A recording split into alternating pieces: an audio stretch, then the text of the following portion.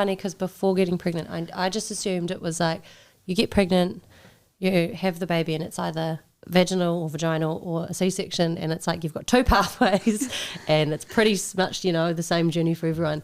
And it just is not. Like, I've been listening to these like birth story podcasts and all this stuff online, and I'm like, there's not any two that are the same. Yeah. Right. It is wild how many different ways it can go. And what about the one in the water? Yeah. I went and saw that, and did you see that getting advertised? What was it, Pacific Mother or something? And it was about women.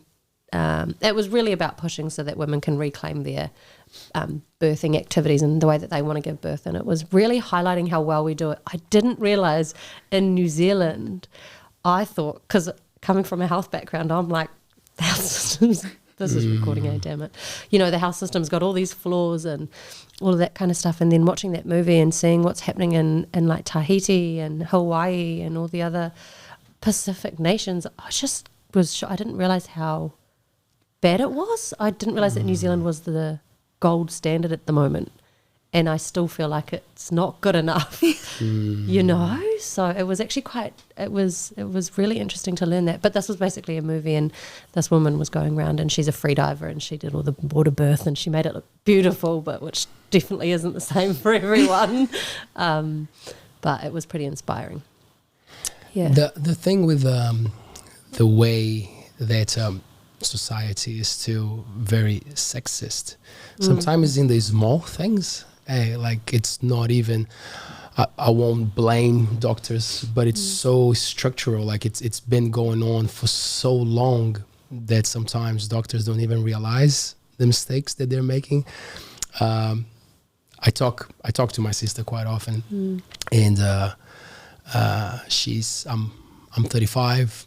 She's 37. We don't have kids, and we don't plan to. Like we're just not worried. You know, if it happens, it happens. If it doesn't happen, whatever. But she was telling me how she went to a doctor to see one thing, like, and then suddenly he's like, "Oh, are you considering? You know, like you know that you're getting old, right? And you know, like are you considering having a baby?" And she was like, "Dude, like." Focus on on what you're doing, you know, like if I ask you, like, and again, I understand, you know, as a professional, where he's coming from, you know, like worrying about the body of the woman and kind of like wanting to know. But her reaction, you know, made me think of maybe how those topics are brought to the table can be quite sensitive. Absolutely. It can be a really vulnerable thing to have conversations with people.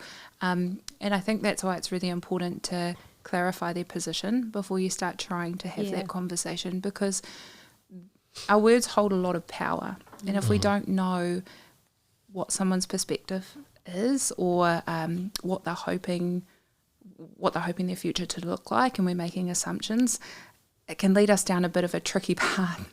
So I think definitely finding out what is that person wanting their future to look like, and then have the way you have those conversations is so important, because the reality is, say it was around pregnancy looks so different for everybody. Conceiving a child is so different for everybody, and it can be really vulnerable for some women.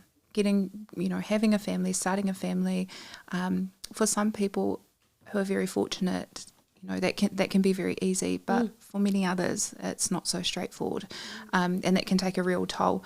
But if you have the added pressure of somebody else saying, you know, your biological clock is ticking, your age, you know, all these other things, that only adds to the worry and the stress if that is something that somebody wants for themselves, if they want to have a family.